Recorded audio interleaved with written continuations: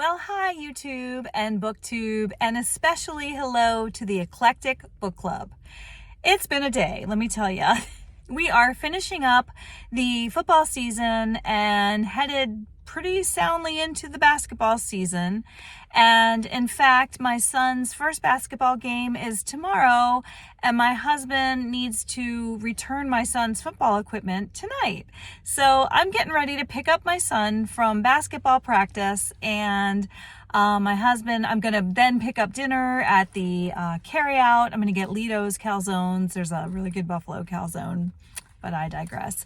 And then we are going to have our dinner, and then my husband and son are going to go return the football equipment. Not to be outdone, I have another son who is in college full-time and working quite a few hours each week. So anyway, just wanted to pop on here real quick. All that to say, it's interesting. Shelly Swearengen is a booktuber and a YouTuber, and I'm responding to her video in this one. And I think it's funny because she's taken to vlogging recently because she's so busy with her two little boys. And here I am with no choice but to vlog in response to her video because I'm very busy with two grown boys. So I'm sorry, Shelly, it doesn't get any easier. I think you're going to always be busy. I saw a sign one time and it said, motherhood, you spend 9 months waiting and then you spend the rest of their lives waiting. So as I wait for basketball practice to let out, I just want to let you know, after I pick up the carryout and we eat our dinner, I'm going to film my thoughts on Farenheit 451 for the Eclectic Book Club. And my video is in response to Shelly Swearengen's video, which is in response to David Wiley's comments on the book. So stay tuned.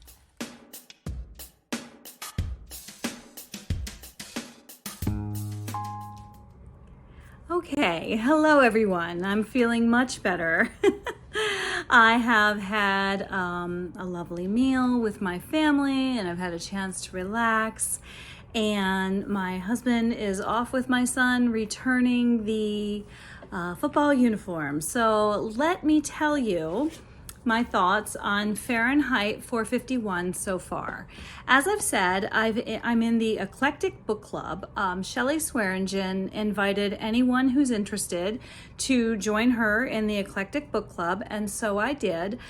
She is doing that in collaboration with David Wiley. I will put both of their channels in the description box below. And we do this on Voxer. Anyone who's interested can join in on Voxer. And David Wiley, he gave his thoughts on Voxer. He recorded himself discussing it. And Shelly Swearengen posted a video today responding to David Wiley. And so I'm going to respond to Shelly's video. And I have to tell you, in light of what a day, I filmed this once before, like quick on my way out the door to get my son, and I accidentally deleted it in the editing process. I'm really kind of a dinosaur when it comes to technology. And I think that doing this YouTube channel, it's a really good example of, you know, me trying to push myself to grow and learn, just like I ask my students to grow and learn. You know, I think you're never too old to get out of your comfort zone and try to put yourself out there and learn something new. So I'm a little tired and frustrated because the original film deleted. I'm sure almost every YouTuber has probably had that experience. And I will tell you something else. I felt a little too perky talking about this book and being so excited to be included and sharing my thoughts about this book with my newfound booktube friends. I am positively thrilled, but it just seemed so, I don't know, irreverent in light of the news right now.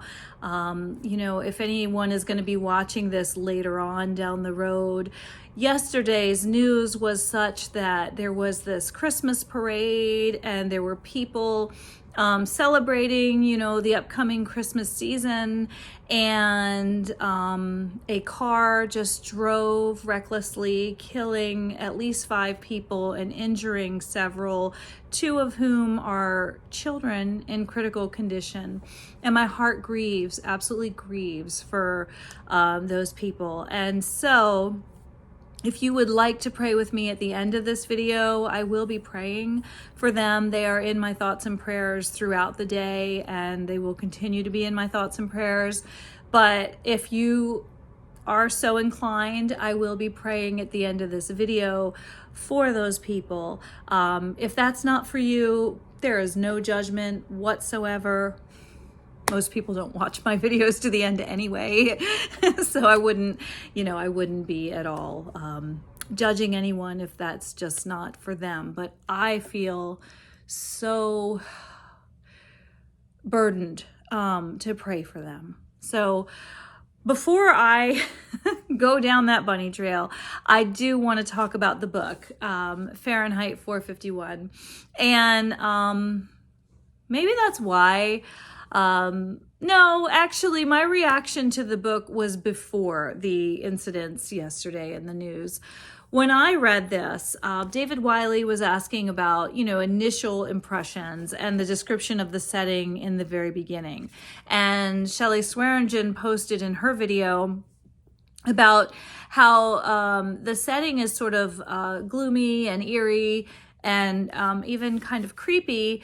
And she attributed it to the fact that it's a world without books. And so because people aren't reading books, they don't seem to be thinking as deeply. They seem to have very simplistic thinking.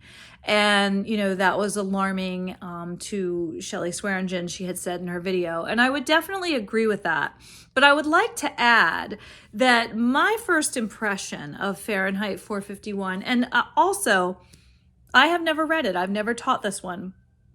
I've sort of read snippets from it. I've read about it, but it's not a book I've ever taught. I've never read it from beginning to end. So this is my first time with Farenheit 451. And my first impression of the book was one of absolute horror at the lack of empathy. So in Shelly Swearengen's video, she says that the people are rather simplistic in their thinking because it's a world without books. I would add to that there is, in my view, a lack of empathy in the book that among the characters that I think you could attribute to being a world without books, living in a world without books. And I know that from teaching, we often talk about, well, why do we read books about people in other cultures? Why do we read about books about people with completely different perspectives?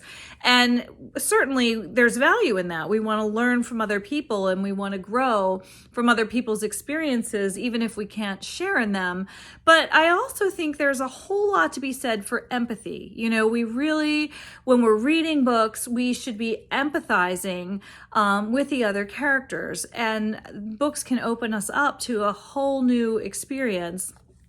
And I know with me, I need to really buy into the character and care about the character, and I develop empathy for the character.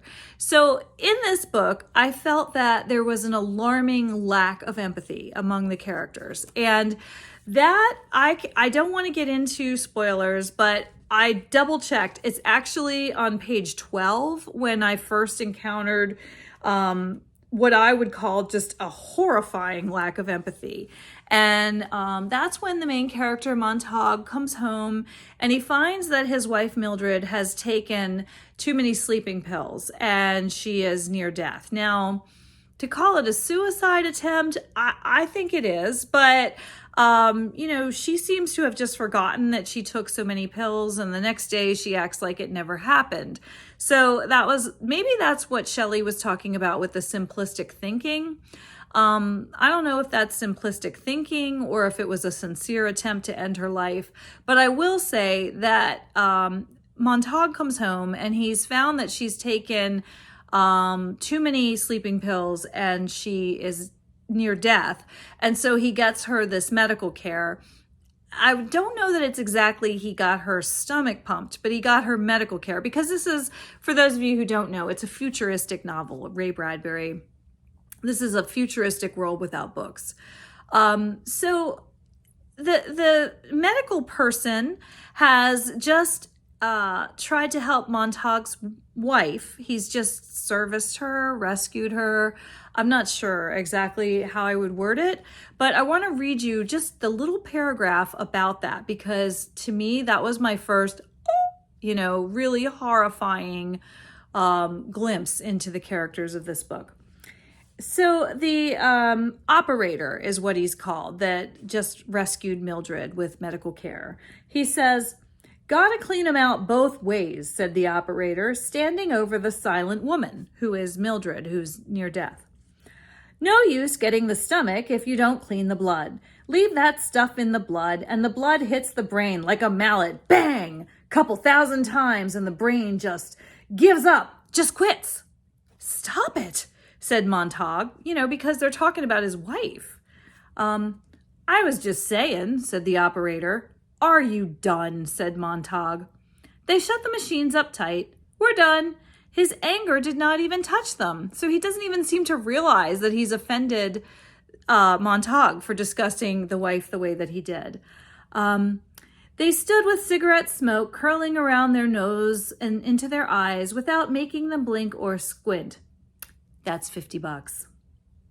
So when I read that, I thought, oh, that's so awful. I mean, this woman is near death and there's no empathy at all for that. It's like, wow, yeah, there's this thing. It's like, bang, it's almost like they're excited. I think of when there's a tragic car accident, for example, and you see the rubberneckers, everybody looking for the gore as they drive by slowly. It's sickening to me, this excitement about something that's really very tragic. And that was my first impression of Farenheit 451, of the characterization. And my first thought was, oh, a world without books really can lead to a lack of empathy for others. And this is something that happens again in the book. So that's just page 12, but I have seen this a few times as the story unfolds. So I definitely wanted to say that to Shelly in response to her video, and to my other wonderful new friends that I have discovered with the Eclectic Book Club. And if any of you are interested in joining, the December book is the Iliad and the Odyssey. And I will say very briefly, that's one that I've taught many times. I'm going to look at some different translations, I think, to extend my thinking, because I know the Odyssey pretty well, the translation that I've taught, but there are definitely other translations, and I'm thrilled to be involved in the book club and to be reading that one next. And I did want to say, we're actually teaching that right now to the 9th grade, and the students are currently in a fairly heated debate about Odysseus's relationship with Calypso. And, is he really a hero, or is he not so much a hero? And they talk about Calypso and how he was held captive by Calypso for 7 years, and some people just aren't buying that, and they're considering that infidelity. And I'm inclined to agree, actually, but the teacher, because I'm the co-teacher, the teacher, she actually posted some art around the room or on the screen today and showed the students. This is some artwork portraying Odysseus with Calypso. And of course, in the artwork, he just looks like a captive. And he does say he was held captive by Calypso. So, and he couldn't refuse a goddess. So it was interesting. And then we debated, was he unfaithful to Penelope? Was he a good guy or a bad guy, and all that? And some of the students, speaking of empathy, did have a little bit of empathy for Odysseus when we looked at it that way. But I don't know. I have to warn you guys. Maybe you'll kick me out of the book club, but I don't really I don't see Odysseus as this great hero. I'm not always, I don't typically agree with Odysseus's choices. So I'll save that for December. But, if you're interested in joining us, that is the Eclectic Book Club. So if you're still here with me this long and you're not opposed to praying with me, that's something I've never done before on my channel. But in light of what happened yesterday in Wisconsin, I do feel very burdened by the things I'm seeing on the news.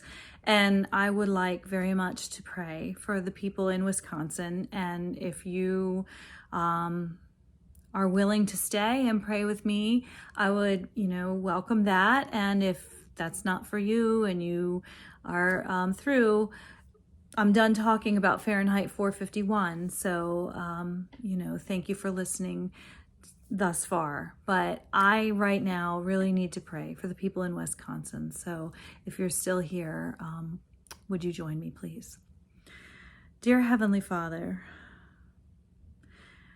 my heart grieves for the things that I'm seeing in the news right now. And I am so very sorry for the things that are happening. And Christmas is supposed to be such a joyous occasion, and everyone's so excited to go to a parade and get outside, especially after being trapped in our houses in fear of COVID, and to finally go out and to, be together to celebrate any special occasion, but especially to celebrate Christmas. And for that to turn into such a tragedy just positively breaks my heart. And I'm so especially sad for the parents of those who watch their children suffer, who whether they saw their children seeing such a horrific occasion, or if they're in the hospital. Especially my heart goes out to the families of the 2 children in critical condition right now in the hospital. And I just can't begin to imagine what that must be like to watch my own child suffer in a hospital. And I just really lift them up. Father, I pray that you will wrap your spirit around them, that you will comfort them, and that you will remind them that,